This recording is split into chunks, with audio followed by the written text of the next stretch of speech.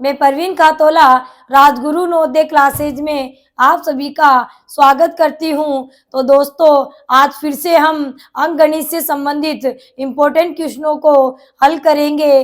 तो शुरू करते हैं आज की क्लास। तो हमारा पहला प्रश्न है, हमारा प्रथम 10 अभाज्य संख्याओं के गुणनफल में इकाई के स्थान का अंक है। यानी प्रथम 10 अभाज्य संख्याओं को जब हम गुणा करेंगे तो इकाई के अंक क्या आएगा, ये बताना है। तो प्रथम 10 अभाज्य संख्याएं कौन सी होती है? तो पहली है 2 गुणा में 3 गुणा में 5 गुणा में 7 गुणा में 11 गुणा में 13 गुणा में 17 गुणा में 19 गुणा में 23 और गुणा में 29। ये प्रथम 10 हो जाएगी। 1 2 3 4 5 6 7 8 9 10। ठीक है। अब बोला है कि इनके गुणनफल में इकाई के स्थान का अंक होगा, तो इतना गुणा करेंगे तो काफी टाइम लग जाएगा। तो हमें ऐसी संख्या देखनी है इनमें दो जिनको गुणा करने पर 0 आ जाए। जिनको गुणा करने पर अगर आपको 0 मिल जाए, इसका मतलब है इकाई में 0 ही आएगा। ठीक है। तो यहाँ पर देखिए 2 और 5 को अगर हम गुणा करते हैं, 2 और 5 अभाज्य संख्या गुणा करते हैं तो 2 पंजे 10 होते हैं। अब 10 को अगर आप 3 से गुणा करोगे तो भी इकाई में 0 आएगा, और फिर 7 से करोगे तब भी 0 आएगा, 11 से करोगे तब भी 0 आएगा। ठीक है।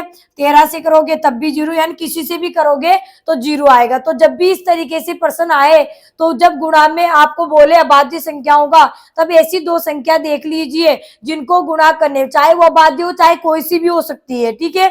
तो अभाज्य हो या कोई सी भी संख्या ऐसी दे रखी हो, लगातार दे रखी हो, कुछ भी दे रखी हो, उनके इस तरीके से इतनी लंबी संख्या आपको गुणा करनी है।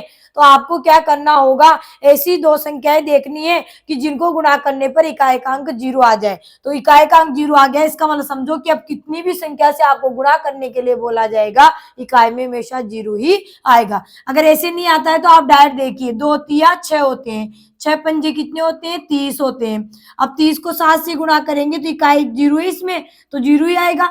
फिर 11 से करेंगे तब भी यहाँ पर क्या आएगा? 0 ही आएगा इकाई पे। तो आगे तो बढ़ती जाएगी संख्या, लेकिन इकाई से ही बोला है ना मैं, तो इकाई का अंक क्या होगा? फिर 11 को 0 से 0 आ गया तो इसका इकाई का अंक 0 आ गया। 13 से करेंगे 0, इस तरीके से चलते जाएंगे तो 0 ही आता जाएगा। तो प्रथम 10 अभाज्य संख्याओं के गुणनफल में इकाई के स्थान का अंक क्या आएगा? 0 ही आएगा। तो क्या होगा? डी हो जाएगा। डी हमारा सही जवाब हो जाएगा।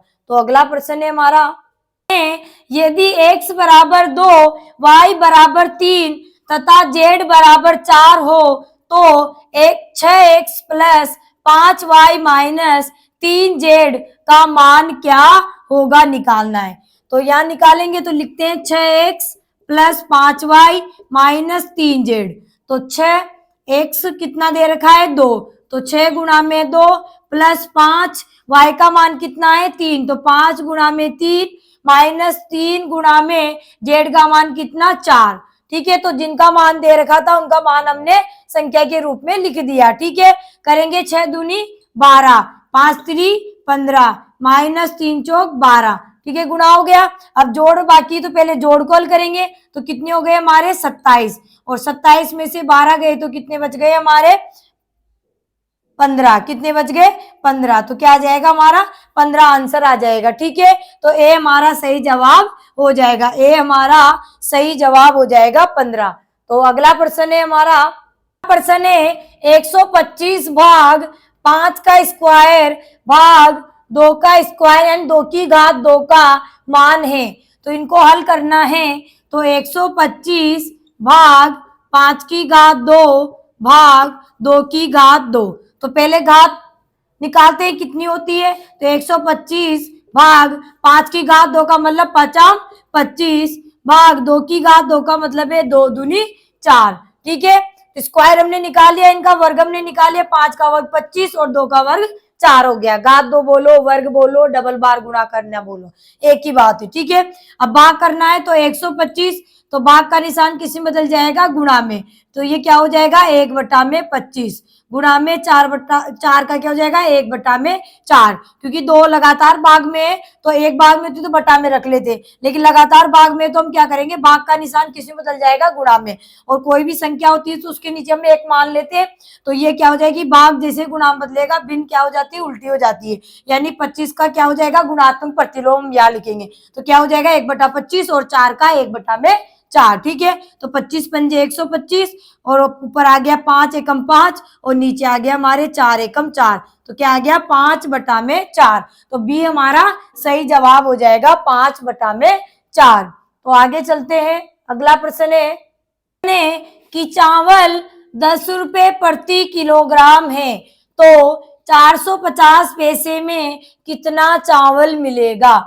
10 रुपए प्रति किलोग्राम, प्रति का मतलब होता है 1, यानी 1 किलोग्राम चावल 10 रुपए के आते हैं, तो 450 पैसे में कितना चावल मिलेगा। तो इकाइयां जब हम देखते हैं तो ये किलोग्राम है और ये रुपये हैं, ये पैसे हैं, और हमारा आंसर किस में दे रखा है, ग्राम में दे रखा है। तो फिर हमें क्या करना पड़ेगा, ग्राम में बदलना पड़ेगा किलोग्राम को भी। तो 1 किलोग्राम बराबर कितने ग्राम होते हैं, 1 किलोग्राम बराबर होते हैं 1000 ग्राम, ठीक है। और ये रुपए हैं और ये पैसे हैं, तो इनको भी हम क्या बनाएंगे, या तो दोनों को या तो रुपए बना लो या दोनों को एक समान कर लो पैसे बनाकर, ठीक है। तो ये रुपए हैं और ये पैसे हैं, तो इसको भी हम क्या बना लेंगे, रुपए को भी पैसे बना लेंगे। तो 1 रुपए में हमारे क्या होते हैं 1 रुपए में 100 पैसे होते हैं, ठीक है। 1 रुपए बराबर क्या होते हैं, 100 पैसे होते हैं। तो हमारे 10 रुपए में कितने पैसे हो जाएंगे, 10 रुपए बराबर हो जाएंगे 1000 पैसे। कितने हो जाएंगे, 1000 पैसे, ठीक है। अब यहाँ पर हम एक एक नियम लगा देंगे।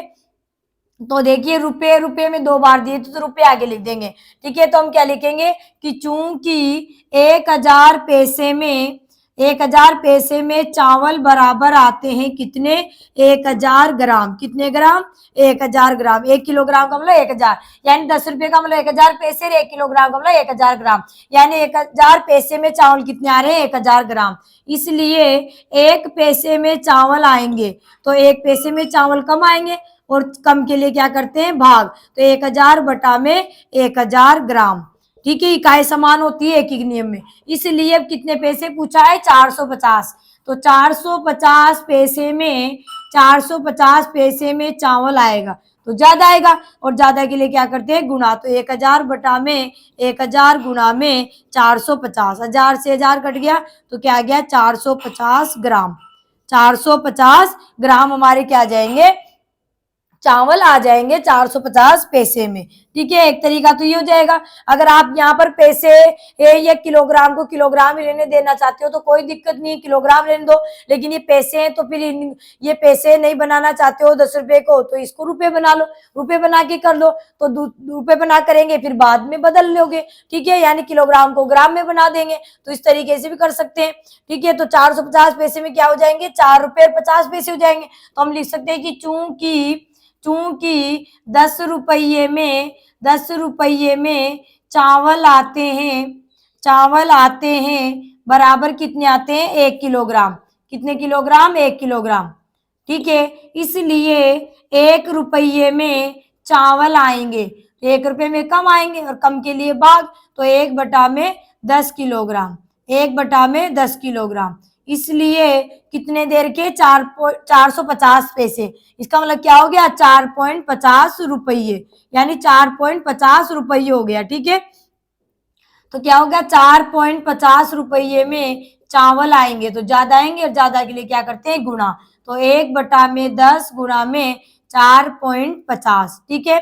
दशमलव हटाएंगे इसका तो क्या हो जाएगा, 1 बटा में 10 गुणा में 450 बटा में 100। ये पॉइंट के बाद 2 जीरो है ना, हमारे 2 संख्या है ना, तो 2 जीरो लग जाएंगे। तो 1 जीरो से तो हमारा 1 जीरो कट गया, तो अब क्या आ गया हमारे 45 बटा में 10 250, तो 45 बटा में 100 किलोग्राम आ गया, ठीक है। अब हमारे आंसर किलोग्राम में नहीं थे, ग्राम में थे, तो ग्राम में बनाएंगे तो हम क्या करेंगे, 1000 से गुणा कर देंगे। किससे गुणा कर देंगे, 1000, क्योंकि 1 किलोग्राम में 1000 ग्राम होते हैं। तो 1 जीरो से 1 जीरो कट गया और 1 जीरो से 1 जीरो कट गया, तो 45 को 10 से गुणा किया तो 450 ग्राम, क्या आ गया, 450 ग्राम। तो ऐसे भी कर सकते हैं, लेकिन इकाई से हम देखो रुपए रुपए रुपये, किलोग्राम किलोग्राम, किलोग्राम आया था अब ग्राम बन गया, पैसे पैसे पैसे, ग्राम ग्राम ग्राम। तो एक एक नियम जब हम लगाते हैं तो रुपए जो भी हम कर रहे हैं तीनों तरफ एक ही इकाई होती है, पीछे की भी तरफ भी एक ही आती है और आगे की तरफ भी एक ही इकाई हमारी आती है। तो लेकिन हमें समान करना होगा, अगर रुपए है तो रुपए आएंगे एक तरफ, अगर किलोग्राम है तो किलोग्राम, ग्राम है तो ग्राम, पैसे है तो पैसे। तो दोनों तरीके से आप कर सकते हो। आप ग्राम नहीं बनाना चाहते, किलोग्राम रहने दो, बाद में जाकर आप चेंज कर सकते हो, ठीक है। तो हमारे क्या आ जाएंगे 450 ग्राम आ जाएंगे, यानी 450 पैसे में कितने किलोग्राम चावल आएंगे, तो 450 ग्राम आएंगे, किलोग्राम नहीं ग्राम आएंगे चावल। तो बी हमारा सही जवाब हो जाएगा। तो अगला प्रश्न है हमारा, प्रश्न है एक कक्षा में 40 विद्यार्थियों में से 18 लड़कियां हैं, बताओ कक्षा में लड़कों का प्रतिशत है। यानी किसका प्रतिशत पूछा है हमें, लड़कों का। तो किसी का भी अगर हमें प्रतिशत निकालना है तो कुल होना हमें जरूरी है, तो कुल होगा उसको हम नीचे लिखेंगे और जिसका प्रतिशत पूछते हैं उसको ऊपर लिखते हैं और गुणा में 100 क्यों लगाते हैं, प्रतिशत में बदलने के लिए, ठीक है। तो कुल विद्यार्थी तो कितने हमारे, कुल है हमारे पास 40 विद्यार्थी, कक्षा में कितने विद्यार्थी है, 40 विद्यार्थी। उसमें से लड़कियां कितनी है, लड़कियां बराबर है 18, ठीक है। तो किसका प्रतिशत पूछा है, लड़कों का। तो लड़कों की संख्या निकालनी पड़ेगी पहले। तो लड़के बराबर कितने हो जाएंगे, लड़के बराबर 40 माइनस 18, यानी कुल विद्यार्थियों में से लड़कियों की संख्या घटा लेंगे तो लड़के आ जाएंगे हमारे कितने, 22 लड़के आ गए। अब हमें प्रतिशत किसका निकालना है, लड़कों का। तो लड़कों का प्रतिशत बराबर लड़के कितने 22 बटा में कुल बच्चे कितने 40 और गुणा में 100। एक जीरो से एक जीरो कट गया, 2 दूनी 4, 2 से 11 बार, 2 से 5 बार, तो 11 पंजे 55, तो 55%। यानी कक्षा में कितने प्रतिशत लड़के हैं, 55% लड़के। तो ए हमारा सही जवाब हो जाएगा 55%। तो अगला प्रश्न है राम और श्याम 420 रुपए को आपस में इस प्रकार बांटते हैं कि राम को श्याम से 3 गुना धन अधिक मिलता है, बताओ राम को कितना धन मिला।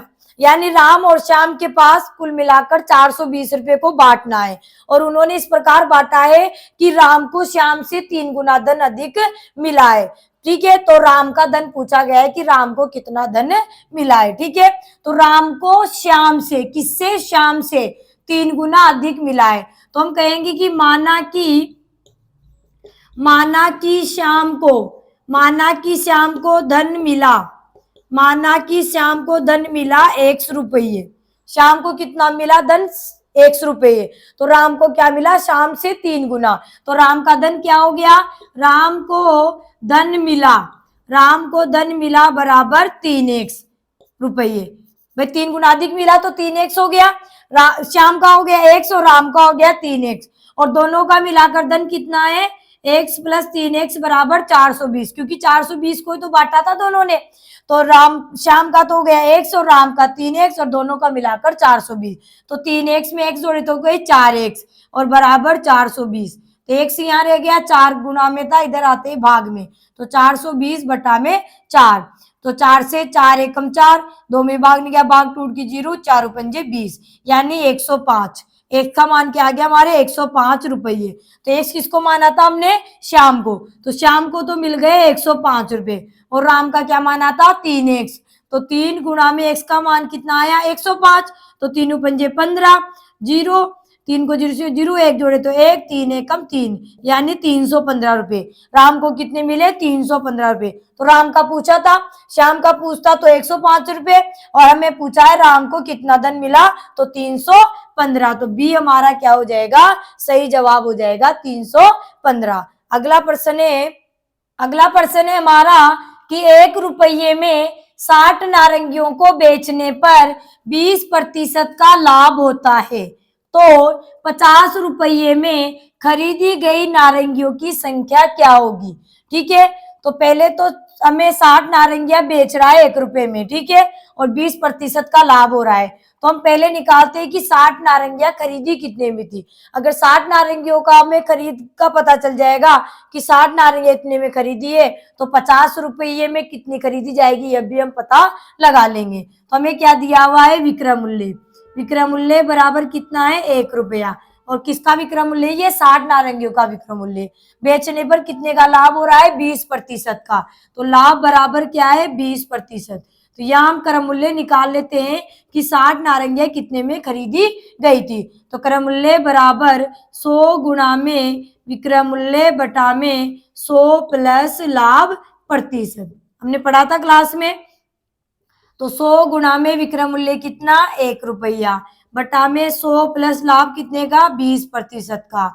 तो 100 को 1 से गुणा किया तो 100 एकम 100, 100 में 20 जोड़े तो 120। एक जीरो से एक जीरो गया, 2 पंजे 10 और 2 छिकी 12। तो क्या आ गया, 5 बटा में 6 रुपये। तो 5 बटा में 6 रुपये क्या आ गया, क्रय मूल्य किसका, 60 नारंगियों का क्रय मूल्य आ गया 5 बटा में 6 रुपये। यानी 5 बटा 6 रुपये में कितनी नारंगियां खरीदी गई, 60 नारंगियां। तो हमें कितने के लिए बोल रहा है कि 50 रुपए में खरीदी गई नारंगी की संख्या क्या होगी।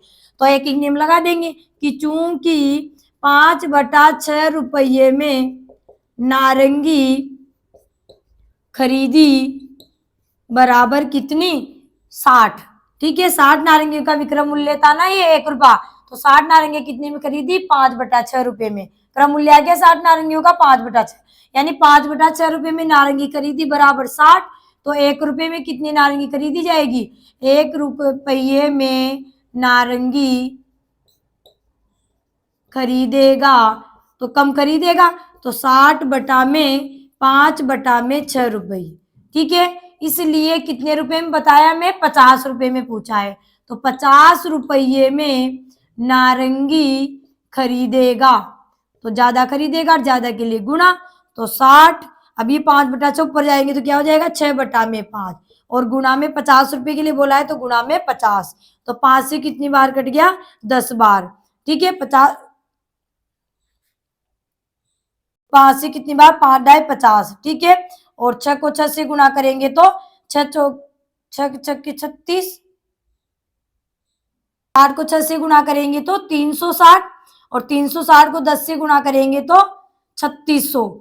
यानी 50 रुपये में कितनी नारंगियां खरीदेगा या खरीदी जाएगी, तो नारंगियों की संख्या आ जाएगी 3600। यानी 50 रुपये में खरीदी गई नारंगियों की संख्या क्या हो जाएगी, 3600। तो डी हमारा क्या हो जाएगा, सही जवाब हो जाएगा 3600। तो अगला प्रश्न है हमारा, अगला प्रश्न है कि 3 लगातार विषम संख्याओं का योग 39 है, तो सबसे बड़ी विषम संख्या कौन सी है। 3 लगातार बोला है विषम संख्या, तो विषम संख्या का योग दिया हुआ है 3 लगातार। तो हमें यहाँ मानना पड़ेगा कि माना कि 3 लगातार विषम संख्या, 3 लगातार विषम संख्या है। तो एक तो मान लेंगे हम कि एक तो x से, तो दूसरी होगी x प्लस 2, और तीसरी हो जाएगी x प्लस 4। जब भी ऐसे लगातार सम पूछे या विषम पूछे, हमको ऐसे मानना है कि एक x से, एक x प्लस 2 है, x प्लस 4 है, आगे बोले तो x प्लस 6 और आगे बोले तो x प्लस 8, इस तरीके से चलेंगे। तो 3 लगातार विषम संख्या हमने मान ली। अब उनका योग कितना दे रखा है, 39। तो x प्लस 2, x प्लस 4, और उनका योग कितना है, 39। तो बराबर में 39। तो x कितने हो गए, 3x प्लस 4 में 2 जोड़े तो 6 बराबर 39। तो 3x बराबर 6 प्लस में जब इसका पक्षांतर करेंगे तो माइनस में, तो 39 माइनस 6। तो 3x बराबर कितने हो जाएंगे, 33। कितने हो जाएंगे, 33। 39 में से 6 गए तो 33। तो x बराबर क्या हो गया, 33 बटा में 3। तो 3 से कितनी बार, 11 बार। तो x का मान क्या आ गया हमारा, 11। तो पहली संख्या हमने x मानी थी, तो पहली संख्या आ गई 11। दूसरी संख्या x प्लस 2, तो 11 में 2 जोड़े तो 13। तीसरी संख्या x प्लस 4, तो 11 में 4 जोड़े तो 15। यानी वो 3 लगातार विषम संख्या क्या आ गई हमारी, 11, 13, 15। क्या आ गई, 11, 13, 15। ठीक है, अब इसमें हमें पूछा है कि सबसे बड़ी विषम संख्या कौन सी है। तो 11, 13, 15 में सबसे बड़ी कौन है, 15 है। तो ए हमारा सही जवाब हो जाएगा 15 की। सबसे बड़ी विषम संख्या कौन सी इनमें?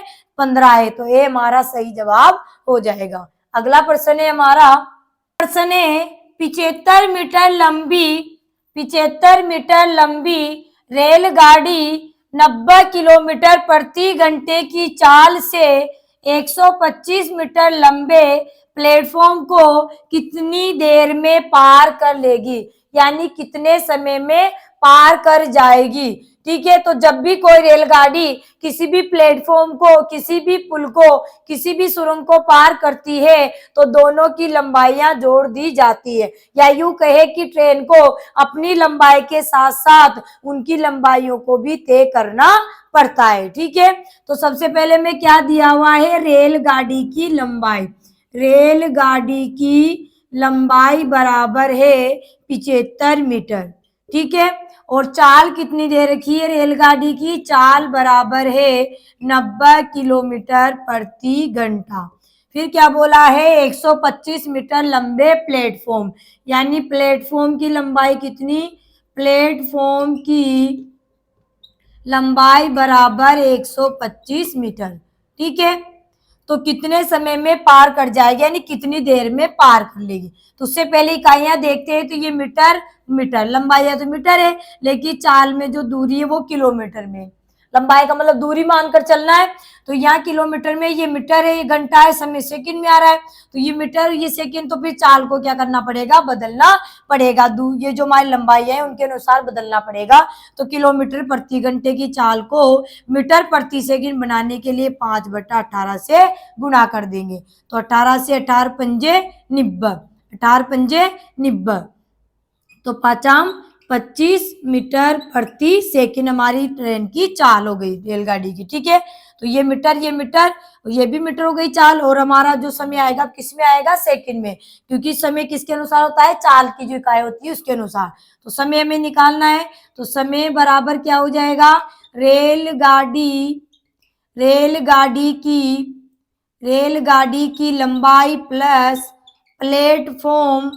प्लेटफॉर्म की लंबाई बटा में रेलगाड़ी की चाल।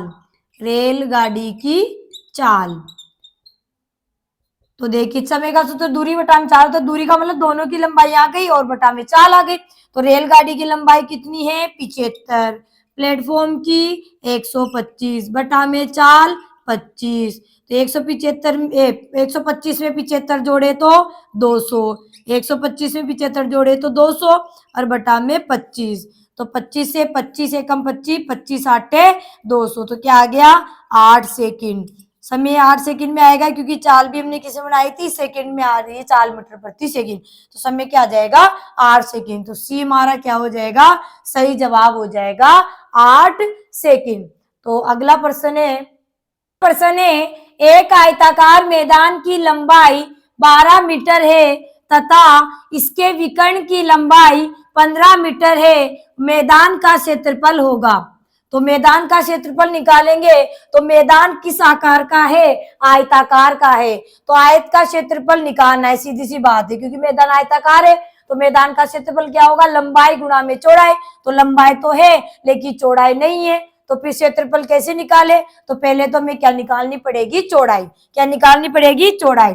ठीक है, तो हमें क्या दी हुई है? मैदान की लंबाई बराबर कितनी? 12 मीटर, और विकर्ण की लंबाई कितनी?